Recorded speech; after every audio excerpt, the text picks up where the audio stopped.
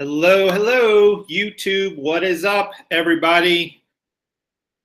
The Prof is coming at you with a video. It is Friday, December 16th, 2016. Not many more days left. Let me turn down my volume here. Make sure you guys can hear me okay. I have this little heater on below me, so if you hear the heater, let me know. Let me know in the chat if it's too loud, and if so, I will turn it off.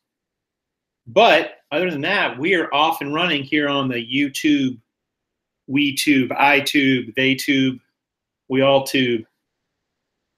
That was that Cyndi Lauper song, right? No, that's not how it went. Never mind. But anyway, I have the heater on because it is 29 degrees here in Charlotte. Who says this is the South? It is cold. I stepped outside and went, whoa. I mean, I know 29 is not bad for some of you guys who are in other areas where it's really cold, but I don't know. It's just one of those days where it kind of hit me. So anyway, lots to talk about today. It is Friday, the end of the week. Hope you guys are doing well. Lots of people filling in the chat room. Someone just said it's 4 degrees where they're at. Well, that's always good. I got a few subjects I want to cover today, some stuff that's been on my mind and some things I've been thinking about and working on the last week or so. As you guys know, Karen is not here, hasn't been here this whole week. She's actually on her way back, and hopefully she's listening. Karen, if you're listening, no reason to chime in. You're driving. You should not be texting while driving. But I know you're listening, so hello. Hope you're doing good. And she's giving me updates. She's on her way back from a job she was on and should be back in about 2 hours. All right, so a few things to talk about today. All right, as some of you know, I've been thinking about year-end stuff, so we're going to get into that in a moment. We're going to get into how to be more productive. I listened to a podcast the other day that I wanted to share with you guys some of the learnings I got from it. I think it's kind of interesting. Some of you may have heard it before, maybe not. We'll go over sales updates, and we're going to go over New Year's resolutions. Is that the right word? I don't like the word resolutions. I don't know about you guys. Like, to me, it's just like you come up with new strategies, new ways of doing things. The resolution, I don't know. It's a little too formal for me. It's just what you're going to do, right, in the new year. Have you guys been getting your New Year's resolutions together for your business? If so, leave them in the chat. We'll shout them out. There's lots of people in here already. And thank you guys for that. At least almost 30 people watching already. So we're off and running here on the big show. Okay, so a couple things. I just sold some video games I've had sitting around for about 6 months. I think I bought them maybe even 7 months. I bought them at a yard sale. I took out the really good ones. They were older games like PS2 games. And there was actually PlayStation 3 games there. There's a couple consoles. I picked up all of it for like, I think I picked up 2 consoles, 2 PS2s, and like 50 games for like $10. I mean, literally $10, which was insane. But the guys want to get rid of them. There's 3 controllers, and I've had them sitting around. I've had them listed on various local sites, but you know, somebody just bought them for their kids now for the winter or the holiday, and just paid $100 for them. So they got a good deal. They got like 2 consoles, 3 PS2 controllers, and I think it was 55 or 60 games. I don't remember. They were all PS2 and a few PS3s. I think they had a PS3 as well. So so $100 for that. That's a good flip. I mean, I sat on it for a long time, but whatever. I've had tons of people who wanted to buy those games, and it just hasn't worked for whatever reason till today. But I was happy with it. She's happy with it. She got a good deal. Somebody was asking me about the Excel spreadsheet. Okay, I'm going to talk about that for a minute too. The spreadsheet is pretty much done, guys. I have to upload it so it can be distributed. I'm going to release it at the beginning of the year. Why not, right? January 1st. And you guys can actually, I'll probably release it a few days before that. And, you know, hopefully it's going to work well. I'm going to make a video about how to use it. And you will have access to that upon getting the spreadsheet, and you know, hopefully it'll work for you. And if you need something out of it, you can always email me. I don't want to go crazy with the emails, though. I'm not going to be like, oh, hey, you get 365 days of email support with this. But if somebody's got a question or two, sure, I'll try to create a fact so that, you know, common questions can be answered. But I think it'll be pretty straightforward. Anyway. Let's see. We got 33 people watching. Hey, awesome. Thanks for that, guys. All right. So what else do I got here? Inventory. Are you guys going to do an inventory for your end of year? You should. I have. You guys are going to laugh. Or you might not laugh. You might pity me. Either way. I just printed off from eBay. Here's what I did, guys. So I went to eBay, and as you know, I use seller SKU labels. So I go into each of my listings, and I put in there the item number, my item number, and where it's located in my inventory, right? And it looks something like 368/A211. Item number 368 and spot A211. I've talked about my inventory numerous times. So what I did with eBay today was I went into their file exchange. So this is a little trick for you guys. You can go in to their file exchange center and you can create a download request. And what I did is I did a download request showing me all my active listings. And then that came down as a spreadsheet. It only took just a minute or two to arrive in my email. It doesn't take long. It comes in as like CSV format so that you can pull in an Excel or spreadsheet, Google Sheets, whatever. And then I went ahead and I took that spreadsheet and I cut out all the columns I didn't need because I really only wanted the item number, which even that I don't really need. I needed the location and the title of the item. And I printed those off in sections, like because I have fixture numbers, like I have fixture number 1 and 2 and 3 and 4. And here they are. So you can see here, here's what's interesting. And so let me show you number 6 here. This is fixture number 6. I don't know if you guys can see this, but over here it says there's 145 items, right? And up here you see it says there's 147 that I have listed on my spreadsheet. What is going on here? Well, I found that on every single fixture I have an issue. Usually 1 or 2 items.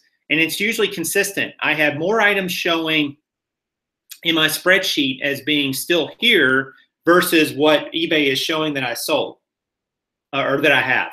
And what I found, the first one I looked at was I had 2 items that I had sold and just did not record. So I didn't take them out of my inventory locator, you know, and that's just me not doing it. It's not anything wrong with the sheet or anything. It's just I didn't take the item out of inventory after I sold it. I didn't record it. So I went in and made those changes. And I know there's going to be a few more, but I'm going to check. We're going to check through these. My accountant says it's good to have an end of year number 2 for inventory because that puts your books in balance. So I would highly recommend you guys do that. Somebody said, Mrs. ABB says, how do you do a file request? You go into the file exchange center. I might be able to show you real quick if I've got it up here. I don't even know if I've got it. Yeah, let me see if I can. And hold on one second.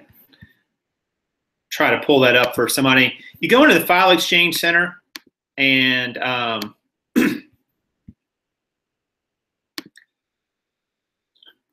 will share my screen for a moment. And I'll show you where that is.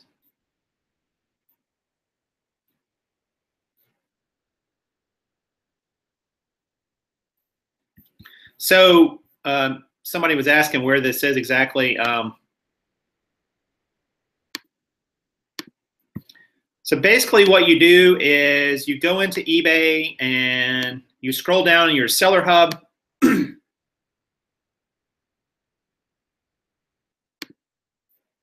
And it's right here, the file management center. And you'll click on that and you'll go in and you'll create a report. And you can create a report of solds. You can create, let me see if I can get that to come up. I don't know if I can or not.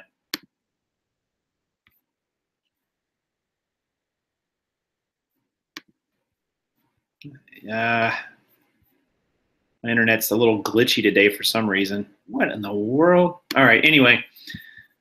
Sorry about that. I was trying to get to pull up, but it glitched right back out on me. It was really strange.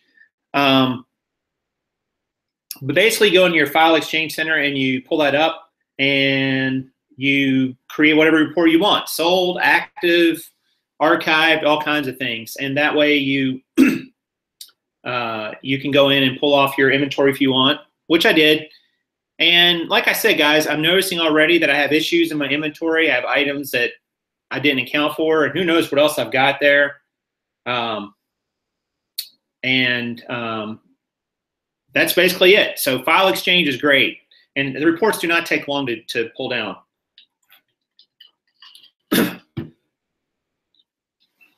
So I will be doing an inventory over the next few days to get that set up for the end of the year. So I'll start the new year right. Make sure that I will also be donating some items that I am not going to sell probably at this point, and being able to take fair market value or what I bought those for my books. See, Joey Lee says, I hate inventory. I know, right? It's a pain in the butt, no question. How far back does it go? I'm not sure. That's a good question. I don't know. It's probably on there somewhere, but I haven't really looked to see. But it'll tell you if you try to go too far. It'll say, hey, we don't have any inventory. eBay does not have the best archive system, in my opinion. Like sales reporting sometimes is some sales reporting you can get that can go further back. Other ones can only go back 3 months. It's like they haven't really integrated all the seller hub completely. And they should, because I think it's important. Yeah, you do need to have a store, it looks like, as well to do the inventory. So anyway, a little tip for you guys there if you want to use it. Okay, what else? I had my thought, now I lost it.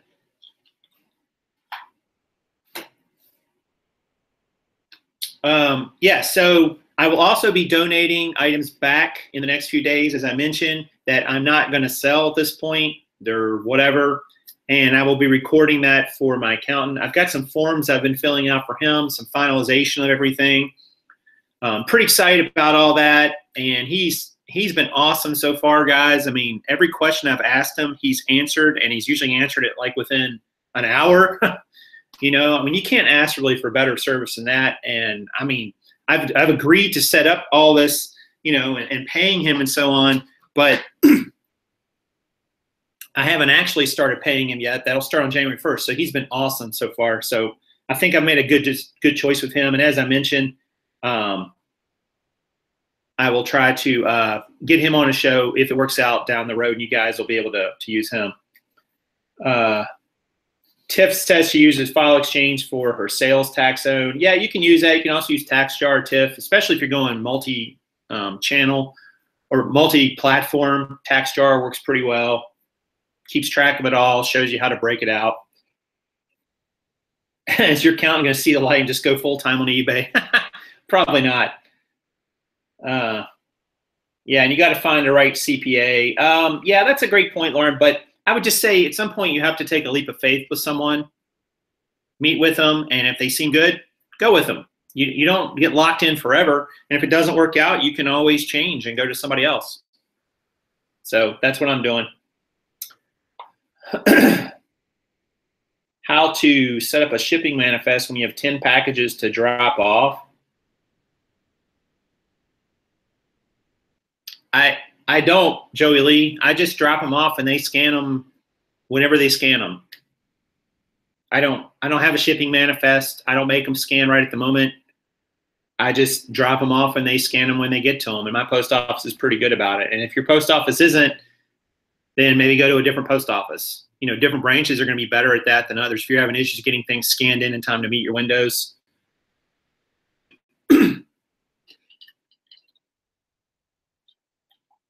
All right, so paperwork, all right, and all that. Okay, so I'm going to talk about New Year's goals, but first I want to talk about how to be more productive, because I know some people will be tuning this video just for that topic, so I don't want to wait too long to get into that. So let's get right to it. So a couple days ago, I don't know if you guys know who Donald Miller is. Donald Miller is an author, best-selling author. He is the creator of a company and website called The Story Brand, which helps companies figure out what their purpose is and how to get their messages across, you know, and be better at their business. And I ran across him a couple months ago in a totally different setting, but I've started listening to his podcast. He has a podcast called The Story Brand. And one of his recent podcasts, I guess it was actually a couple weeks or a few weeks back, he did a podcast with a guy named, let me get his name right, Rory Vaden. That's Rory Vaden, who wrote a book, and you guys are going to love the title of this book. For all of you out there who do not like to get things done or wait and wait and wait, you're going to love the title of this book. The title of the book is Procrastinate on Purpose.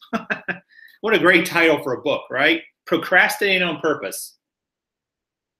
So I have not read the book, but I heard the podcast he did with the author, Rory Vaden, and he was talking about how do you become more productive? How do we multiply time?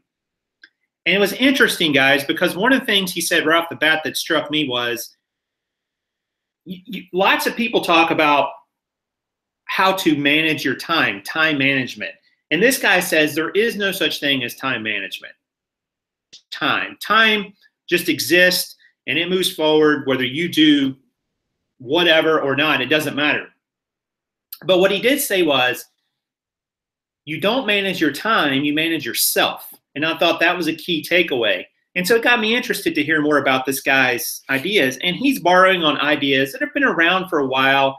And they've kind of gotten repackaged and changed and molded over the decades.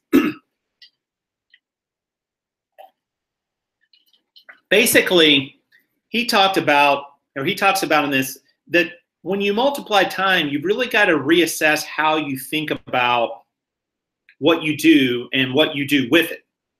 He even recommended, guys, don't make a to-do list, make a not to-do list. Now, that was an interesting concept as well, because often we think, oh, I got to do this and this and this and this. But a lot of times, a lot of things you have to do, you don't really have to do, or they don't have to be done today, or they don't have to be done by somebody else. And he goes into more detail, and I made a few notes so that I got this right. He said, imagine you have this funnel, all right? And all these things that are needing to be done go into this funnel. And some of them are going to come out of this funnel in different ways, all right? And here's what he said. So you've got a task, whatever the task is. Let's say it's to, I don't know, pack and ship your orders, all right? So you're going to have that task, like, you know, on an ongoing basis. But let's say it's any given day. So you want to think about these different ways you can deal with that task. First of all, you want to think, is this something we can eliminate? Do we really need to do this? Do we really need to do it? And that a lot of times will knock out a lot of things that we put on our to-do list that we don't really have to do. But not always. So let's say it passes the eliminate test. Then we think, well, can we automate it? Can we set up a system to where we can get it done without us having to do anything to it? Like he gave the example of bill pay. For instance, you know, most of you probably know with your checking accounts or whatever, You can set up bill pay so that every month your bills get paid, so you don't have to take your time to go do that. It just does it. It just sits there and pays your bills, and you don't have to write a check or click a button or anything like that. Set it and forget it. So can we automate the process? If we can't automate it, can we delegate it? Can we give it to someone else who is better at it, who is trained to do it? Can we relieve it from our plate so that we can do other more important things? Can we delegate? And then finally, if we can't do any of those things, or not finally, but if we can't do any of those things, can we procrastinate? And here's where procrastinate is not a bad word in his view. Procrastinate just means we put it off. Like we don't have to, we admit that we can eliminate it or automate it or delegate it, but it doesn't have to be done right now. So that's procrastinate. So procrastinate is not a bad term in this model. And then finally, if none of those things are true, we need to do it. We're the only person who can do it, and it has to be done, and it has to be done right now. Then we have to concentrate and get it done. That's where we come into it. Because we as entrepreneurs always think we have to do everything, but a lot of times it can filter out. Now, if something is, we can procrastinate on it, and it doesn't have to be done right now, it goes back into that funnel until one of those strategies can be implemented on it. So I thought it was a pretty cool way to think about it. Eliminating, automating, delegating, procrastinating, or concentrating on a particular task. And I thought that was a cool way to look at it. Because he mentioned the example, guys, of say like, well, I'll put it down on something weak. Say that you need to, you think you need to list 20 items today, all right? And you know that those 20 items will help your business. Obviously, you'll get sales from them, blah, blah, blah. But let's say an old friend calls you up and invites you to lunch. Now, he gives a scenario where a lot of times we have trouble saying no to people, and that's because we think it's urgent what they're asking us to do. They're asking us to go to lunch today, so we think it's urgent. Is it important? Maybe, maybe not. Is it significant? Will it have a lasting impact on our business? Well, listing items would have a significant impact on our business. We'll sell those things over the coming days and weeks and months. Going to lunch is not really significant necessarily, but it may be urgent because they're asking you to go today. And a lot of times we find that we get emotional about these decisions. Like, decisions are emotional, they're not logical. So we don't want to make someone upset a lot of times, or we think we have to get personally involved with something, so we make an emotional decision and not a logical decision. But what he said that I found so interesting was, whenever we say yes to one thing, we are saying no to a nearly infinite amount of other things. If we say yes to the friend who wants to go to lunch, we are saying no to getting our listings done.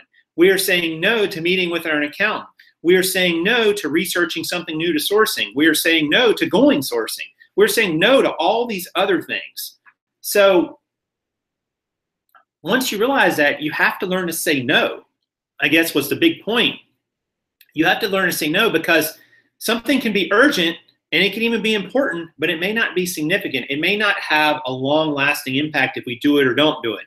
And you really need, and there's very few things in business that are going to be urgent, important, and significant all at the same time. That's kind of unusual. But we forget what kind of lasting impact things will have on our business, the significance of them. And if we do that consistently, we end up just being doers and responding to every fire and trying to put it out. We think everything is urgent, and it may be important, but often it's not significant and going to have a long-lasting impact on our business.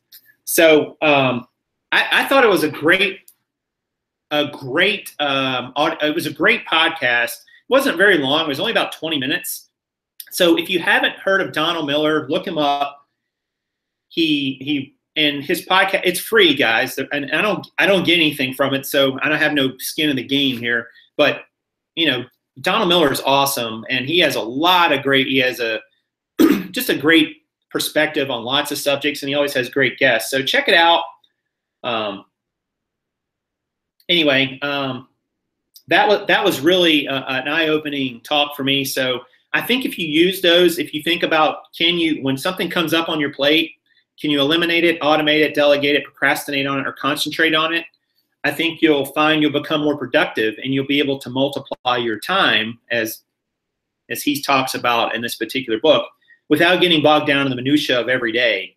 And I'm really going to incorporate that over the next 12 months. Lots of things I do, because I've been realizing there's lots of things I do that could fall in one of those categories: eliminate, automate, delegate, procrastinate, concentrate on a regular basis, and I'm just not doing it. I realize that I am the bottleneck in my business is me. So because everything is flowing through me, I'm not figuring out I haven't figured out better ways to go through and take some of these things off my plate. And that's going to change in 2017. That's going to change. That's going to be different. But I'm going to share with you guys some ways that's going to be different here in just a moment. I'm going to pull up some of my resolutions, I guess, for lack of a better term. As I don't know if some of you guys knew this or not, but I've been making up some goals and expectations for 2017. And I'm going to share some of those with you guys. I'm not going to share all of them. They're in a lot of different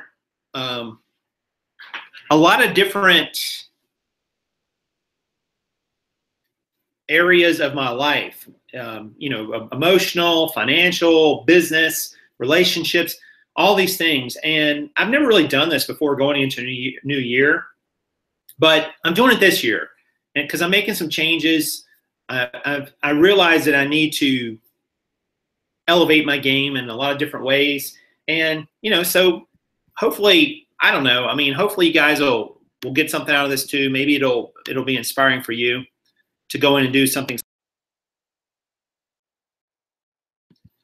So let me see if I can share that.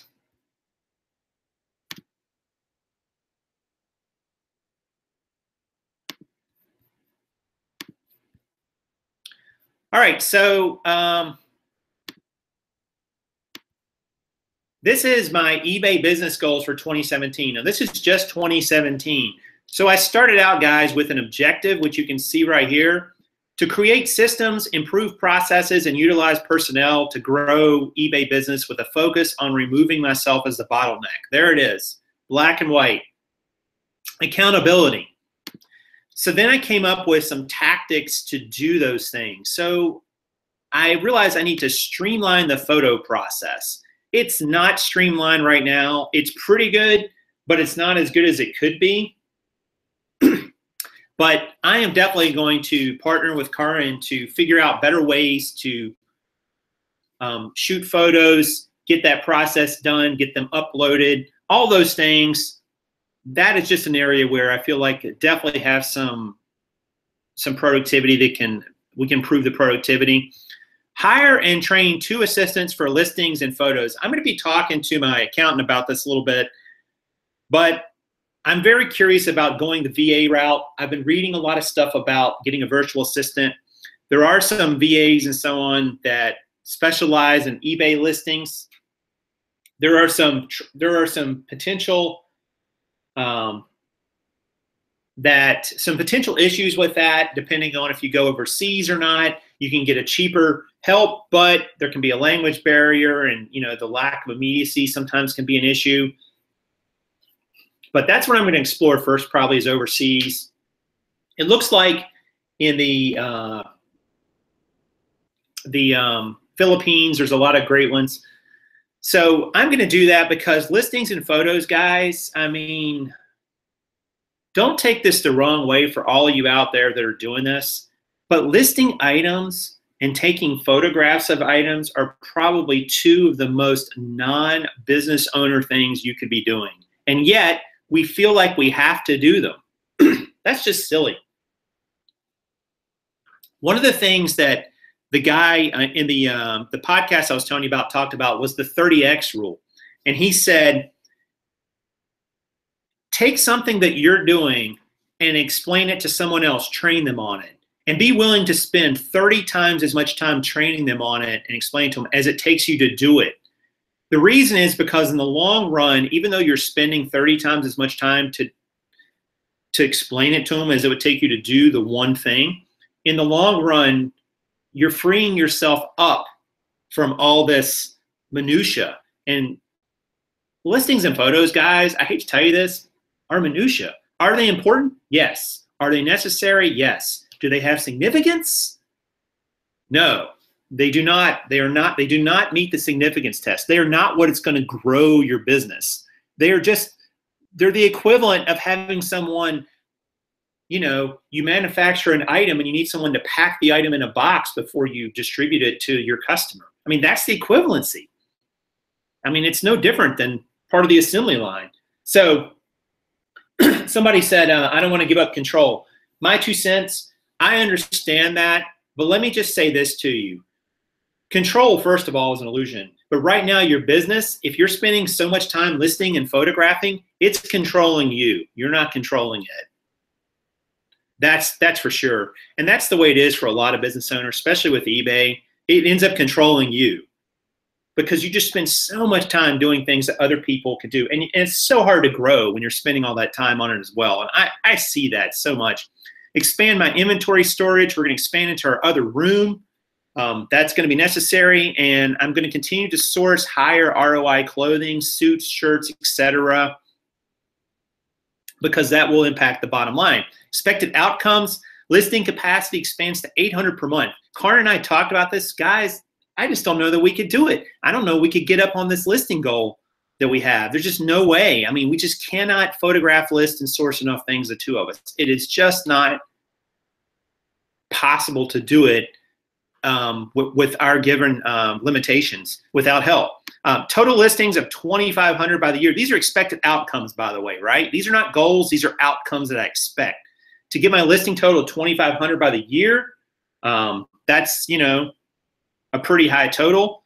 And revenue growth of 12,000 per month by year end is an expected outcome I have as well. This is just for eBay, guys. So I highly recommend you do something like this for the various elements of your business. It doesn't have to be exactly like mine, but you want to think about an objective for an area, what tactics you're going to use, and what you hope will happen.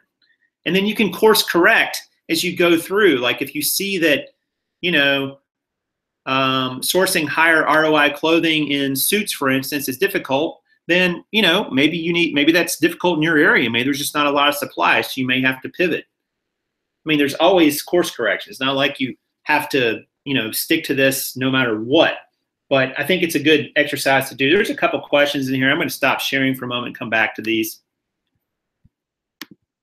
I hope that was helpful and instructive, and most importantly, understanding. A couple people said a few things. Wow, this is where I'm hung up, listing and photographing. Yeah, Salma, and please understand, I'm not saying if you're listing and photographing 10 items a month and you only want to have 50 items up on your eBay store, that really probably doesn't require someone else to do if you can find the time to do it. But even then, you could automate it and outsource it. What an amazing day it would be, guys, if you could outsource your entire business. And that frees you up to go into other areas. It also frees you up to be freed up and do other things. So shipping is best suited for an hour employee. Yeah, Joel, I'm glad you mentioned that. I did not put that on there, but packing and shipping will be part of that list. Guys, packing and shipping, I mean, think about this. Does Jeff Bezos, the CEO of Amazon, spend his time packing and shipping items to send out from FBA? Of course not. I mean, it's just not something that a business owner, it's not that it's beneath you. It's just that if you always are doing these things, you're going to always be doing them. You'll never grow past that point. And that's okay if that's what you want. But if you want to grow to something bigger, you've really got to think of ways to remove those bottlenecks and get other resources involved. Let's see. I don't want someone else doing the research for pricing, photo, data entry. I could give up my 2 cents. I get that, but you can start them out slow. They can do the listing and they could do every part but the pricing, and you could go back in and get the pricing right if you wanted. Think about it that way. They could do the specifics. They could import the photos. They could save it as a draft. They save you 10 drafts a day. You check them out, put your prices on, and submit. That's not a bad way to start out anyway, because you want to check their work and make sure that they understand what you've laid out for them in terms of parameters. And then down the road, if you feel like they can handle pricing, there you go.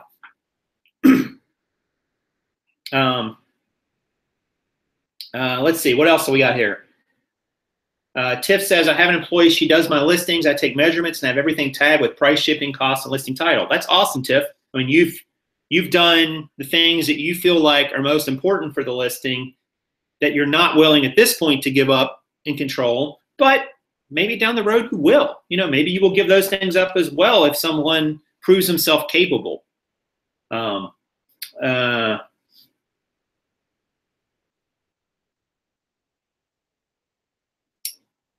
Another thing is having someone else listing and saving everything as drafts. You can price yourself. Yep, that's what we were talking about a moment ago.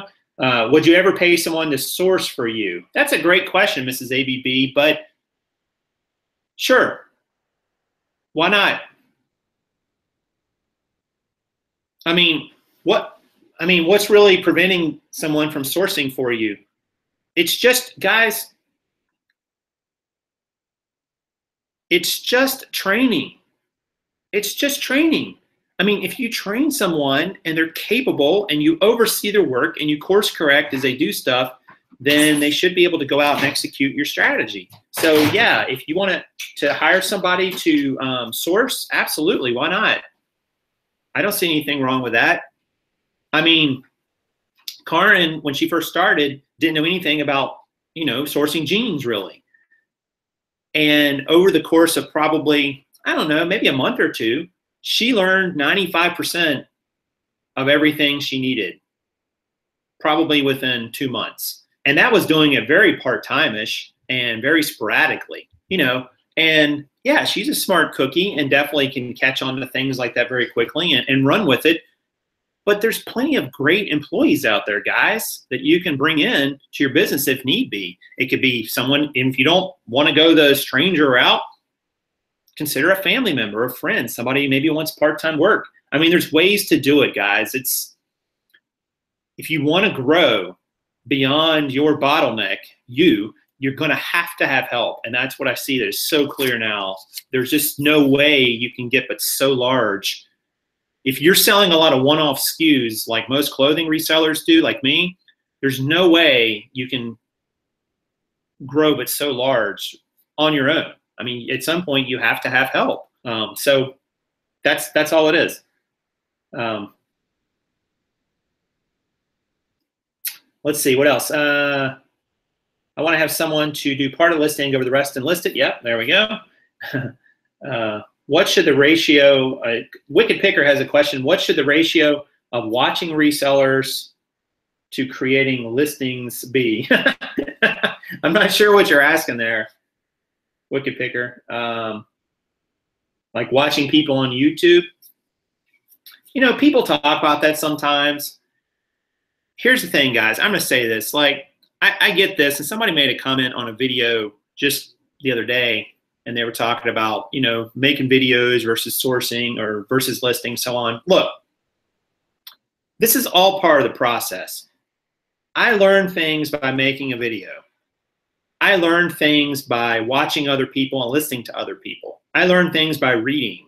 I learned things by exposing my brain to new concepts and ideas, and then taking that and applying it sometimes, or rejecting it, to my business model.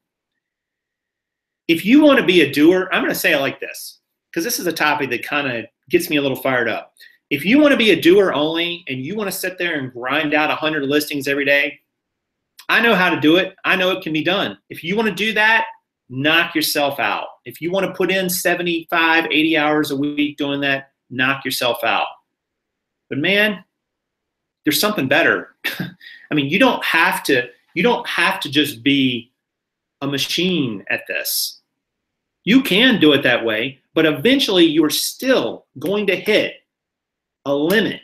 You're going to hit a bottleneck. I mean, you cannot list and photo and source but so many items per day, per week, per month. I don't know what that number is for you, but there is a limit. So what happens when you hit that limit? And by the way, are you going to maintain maximum effort day after day after day after day? I don't think you can. I think your brain needs a break from that. I think your body needs a break from that. I think most people's does. And by the way, what a miserable existence to sit in front of a computer and list 100, 125, 150 items a day, 5, 6, 7 days a week. No way, man. I didn't get in business to be a slave to this computer. I didn't get in business to just be another worker bee. I didn't get in business to buy myself a job. And that's an awful lot like what that sounds like. I think there's plenty of middle ground there. Of course you're gonna have to work and work hard. No one's saying that. But this idea that the only way to really be successful is just sit there and work your butt off every second, listing and photographing things on eBay, that's what you hire somebody for. That's the reason. Yeah, you need to know how to do it. Yes, you need to be able to check other people's work. Yes, you need to be at a point where it makes sense for you to do that. But ultimately, that's what we hire people for, so that they can do the things that, because I'm going to tell you something, guys, every second I sit here and list things or photograph things, I'm losing money. That sounds ridiculous, but it's not. Because if my time is worth X number of dollars per hour and I can pay somebody Y number of dollars per hour to do it, I'm losing that difference in between. I am. There's no other way to look at it. And I get frustrated when people think, oh, you just need to sit there and just grind everything out. If you want to do that, I don't have, more power to you, but that is not for me. And I don't think that's for most people either. I'd rather work smarter than harder, and preferably both. But I don't think it's smart to sit there and just work 10, 12 hours a day listing and photographing things for eBay. I really don't. I mean, and plus, I'm not eating spring chicken anymore. I don't have the energy to do that. And I don't think most people do. And by the way, as someone who has listed 100 items in a day, I'm going to tell you something. You're going to lose focus. You're going to make some mistakes doing that. And it's going to wipe you out to some degree. Maybe you're younger. Maybe you got tons of energy. Great. But at some point, it's going to be tiring and it's going to affect your performance. I don't care who you are, because that's just the way we're built. So anyway, off my soapbox. Sourcing is my jam. You can train someone. Lizzie Tish says, you can train someone to go into space. I think sourcing would be easier. That's great. That's amazing. Oh, man. Yeah, some people don't want to grow large. Not everyone has that desire at a time in their lives where that's not on their to-do list. I get that, Susanna. I get that.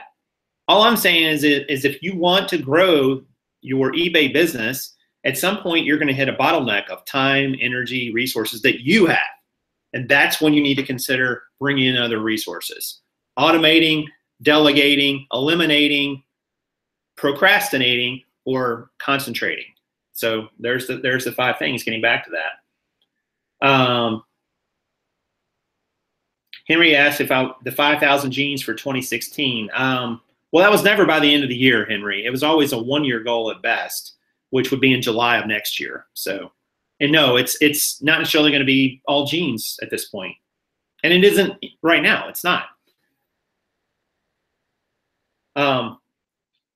Is Amazon worth it? Angela Starr asked. That's another question for a whole other show, Angela. But of course it can be worth it if you source the right items and you like the scale. Amazon allows you to scale a business a lot easier than eBay does. But that having been said, there have been some interesting signs coming out of Amazon recently showing that maybe it's going to be a little harder for people to sell on there, given a lot of brand restrictions and so on. But yes, it's absolutely worth it, in my opinion, although there's a lot of caveats to that endorsement. Let's see. E3. My kiddo just asked, you want to hire me, Mom? Why not? Why not? You absolutely can. That's a win-win, potentially, my 2 cents, for you and your child.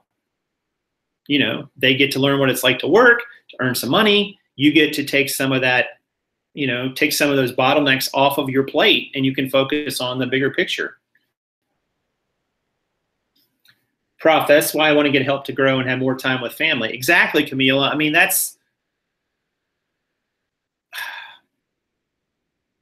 I mean, does anybody really aspire, who's watching this channel right now or watching this video later, does anybody here really aspire to just sit here and grind out a business all day long? I mean, maybe you do, but what's at the end of that? What are you trying to get to with that? What do you hope will happen some point down the road? I mean, most of us want to be in business for ourselves for all kinds of reasons, but I don't think most of us want to just be in business just to be in business. I mean, there's some other objective outside of business that's driving us. And your quality of life as a business owner is important, guys.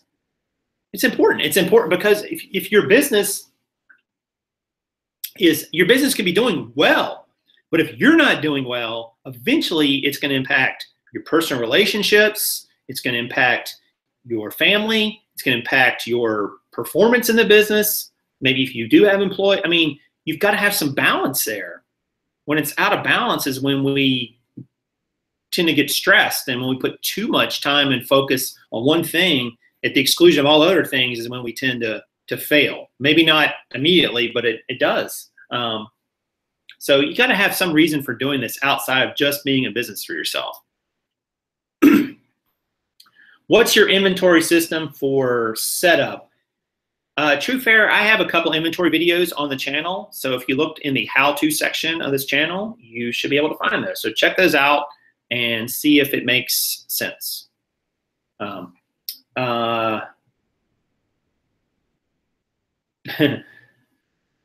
Does your accountant understand prof math? Hopefully he is much better at math than I am. And I think he is. He's a pretty sharp guy from what I've seen so far. So I'm excited about that. By the way, I got to send him a link to this channel, guys. He's got to become a subscriber. I mean, what the heck, right?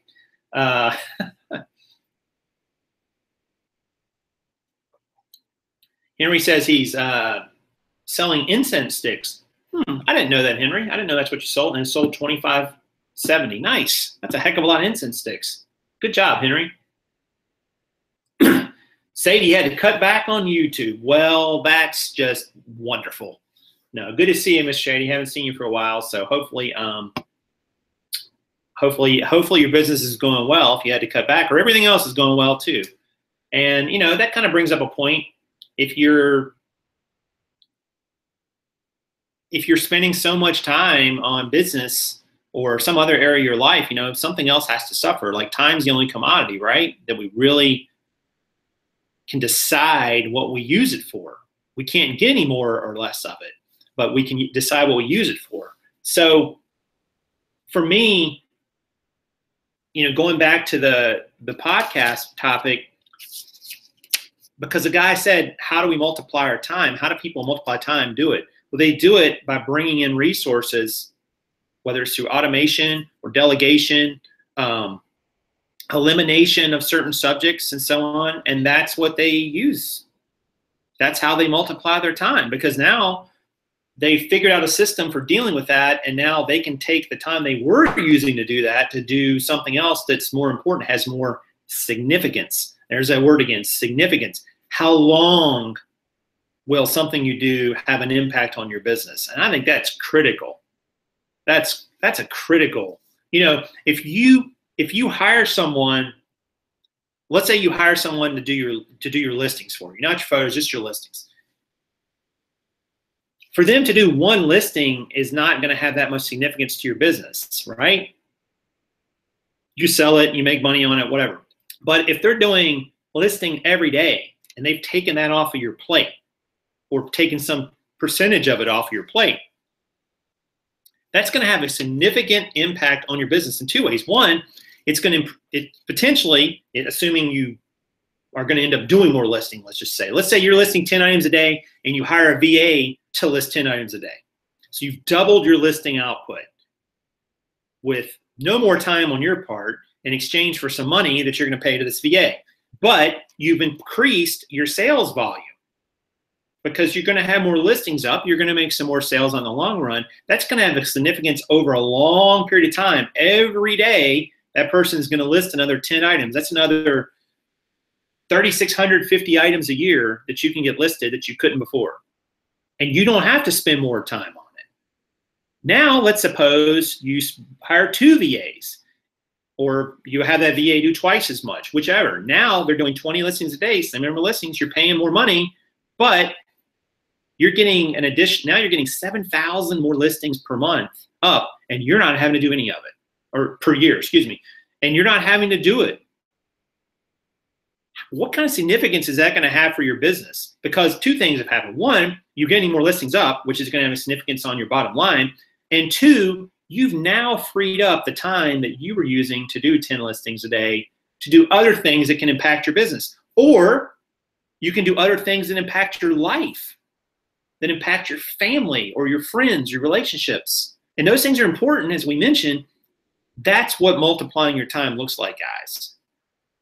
You're taking your time or your money and exchanging it for someone else's time and work. Whereas right now what you're doing and what I've been doing is I'm trading my time for money. And there's only so much time I can do that with, which means there's only a limit on how much money I can really make for the amount of time I put in. There is a limit. I mean, you'll never know what that limit is, but there is a limit. So that's why I think this topic is really important, guys. And I hope that you can use those strategies to be more productive with multiplying your time by using those strategies. Because I think it's a game changer, guys. I really do. I mean, you can really multiply your time and be impactful to your business and your life, which is really what it's always about. Let's see if there's any questions. Do the number of listings you have impact how eBay prioritizes your listings and the search results? I don't know if they do or not, Lizzie. Some people have different opinions on that from what I understand. But we think they do. But to what extent and exactly how much, we don't know. But it's definitely going to impact your overall sales numbers, which we know. So in the long run. Let's see. Oh, I forgot to share results. Also, guys, if you wouldn't mind, 50 people watching, thank you for that. But if you wouldn't mind, you're enjoying this content, please smash the like button. I don't say it as well as Karin does, but please do smash the like button. I'm going to show you my results from the past few days. They're not nothing spectacular, to be honest with you. It's the Karin out of town effect. And I'm not blaming her. It's all on me. But man, it totally changes my focus when she goes out of town. But anyway, let me share that with you. Here is my results as of late, the infamous spreadsheet. Let me move this over a little. Okay, so the last few days, I think we last met on the 13th. Just a little bit of sales the last few days, about 400, about $515, $20, something like that. Let's see what this total is. 521. So, nothing spectacular. 5 sold, 10 and 9 over the last 2 days, which is actually pretty good. My listings have dropped a bit down to like 874 for jeans. Here's where that puts me for jeans on the month. December, I'm only averaging 911 listings. I've not been listing like I should. Yes, I have some funky numbers here, but I'm working to get those corrected, and I had a little glitch. 3193 is a gross so far this month, which is okay, but not quite as good as some of the other months. Actually, it's on pace to do about 66 maybe. But given I haven't listed as much, I guess that's not that horrible. Net percentage is still holding around 40, which is pretty good.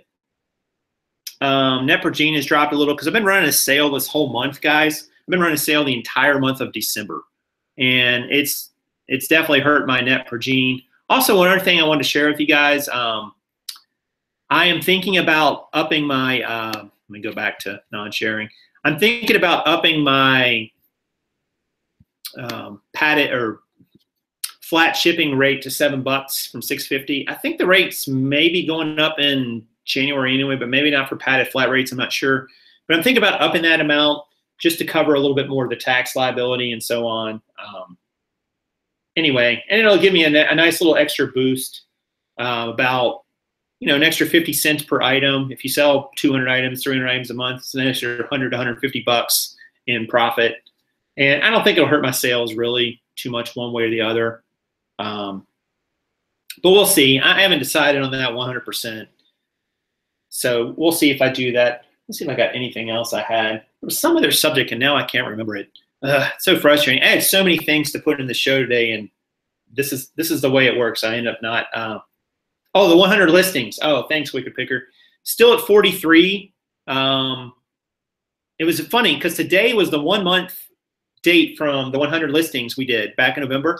And it was so funny. And I knew my numbers were right because, you know, eBay pops up and it shows you how many listings are expiring today. And I do 30-day listings, and it said 57 were expiring today. So 57 plus the 43 I've sold equals 100. So that was kind of cool that it showed up and it validated that everything was tracking correctly and so on. But yeah, that was a month ago today, guys. We did the 100 listings in a day. And $10 for shipping. Did I say 10? Oh, Mrs. ABB says I'm getting 10. So 7 should be good. Yeah, how are you shipping to Mrs. ABB? I mean, padded flat rates only cost me $5.90 to ship across the country. I mean, I guess I could put a little more in there, and $10 might not really change that much. And, you know, it would have to drop your sales off a lot to not hurt you, because that extra, you know, $3.50 in my case that I'd be getting for shipping would add up. I mean, that's, you know, quite a bit. I mean, that's $2, $3, or actually it'd be several $100s a month. But yeah, $10 seems a little higher. I don't know. Maybe I'm missing the boat here. Maybe Mrs. ABB's got it right, and I should make it $10.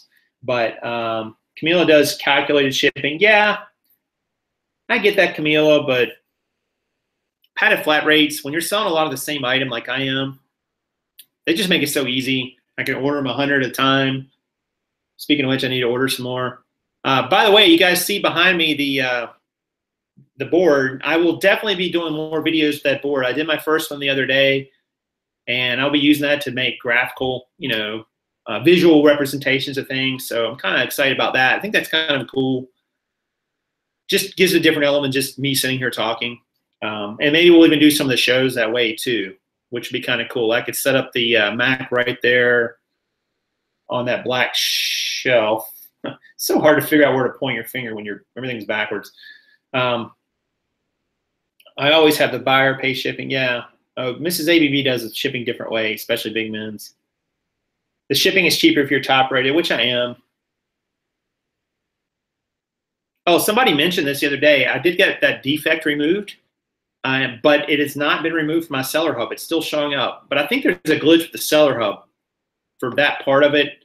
Like the part that shows you what your rating will be next month, it doesn't seem like it's updating. Like nothing in it is updating, including it's still showing a defect, which I'm like, ugh. Which they've assured me. I called them back a second time and said, no, it's absolutely going to be taken off and blah, blah, blah. They gave me my money back too, because they had refunded the buyer too for that, which sucked. I'm like, hey, I want that money back. But, and they did. Do you have to offer free shipping to be top rated? Nope, you don't. I do our best to offer them free shipping. They want everything cheap. I wasn't making money. Yeah, Angela, that's the problem with free shipping. Like, it makes sense for some business models, but I don't know if it makes sense for used clothing or not on eBay. It's just really, I mean, obviously you can do it. Don't get me wrong. But I don't know that it's an optimal model. It depends, and again, it depends on what you're selling. If you're selling something that'll fit in those padded flat rates, shipping for $5.90 across the country to anywhere is nice. I mean, that just simplifies your shipping. It simplifies your expense. It simplifies what you can charge people for it, just all those things. And that's where I really like it. And they will fit. You could be surprised. Car and I have this idea. We're going to do a video on what will fit in a padded flat rate. So now that she's coming back in town, maybe we'll make that happen next week. Let's see what'll fit in a padded flat rate. We'll just pull out some random items and see if they'll fit. And that means you can ship them across the country for $650, $590 if you're top rated. Prof math, I know, right? So crazy. I should trademark that prof math, right? I don't know if I could do that or not. If you accept returns, do you refund shipping? Nope, I don't. I don't refund shipping. I put that right in the listing. Buyer pays return shipping. And occasionally people will try to pull one over on you and say item not as described. And you're going to end up dealing with a few of those. But a lot of people, with clothing, it's just it doesn't fit. And I'm not paying for shipping for you to try something on. That's kind of the way I look at it. Like, I get it. It might not fit you. But there's a risk there, and that's why I try to put in measurements and photos and item specifics and all that. So no, I do not refund shipping as a rule every once in a while. All right, guys, well, listen, I think that's going to about do it for today. Thank you guys for coming out on a cold Friday. I don't know where you are. And please leave me a comment down below or a question if you got it. I'll try to answer it. Also, consider subscribing here to The Big Show. There will be a link. And check out that book. I'm going to try to put a link in there in that podcast, Donald Miller. The book is called Procrastinate on Purpose, or POP, by Rory Vaden is his name. And consider ways you can eliminate, automate, delegate. Make sure I get them all. Procrastinate or concentrate on the items in your business that are causing you to lose time and energy. So again, thank you guys. Hit that like button before you leave if you don't mind. And if you're watching this later and you got something out of it, hit it there too. Lets me know I'm doing a good job. Lets YouTube know I'm doing a good job as well. Man, this hour flew by. But I will be talking to you guys real soon. We'll see what can happen this weekend. I hope you guys have some great sales. Make sure you consider running a sale this weekend. It's getting down to this is the last weekend before Christmas? I think it is. So a lot of people are going to be shopping this weekend online too, guys. So sell those items and get them gone. So if you do that, your inventory will be even easier, right? All right, so that's going to do it for today, guys. I will talk to you really soon. I love all of you. And be safe out there. Try to stay warm if you can. I know I will. And as always, it's Prof Sales saying good sales to you.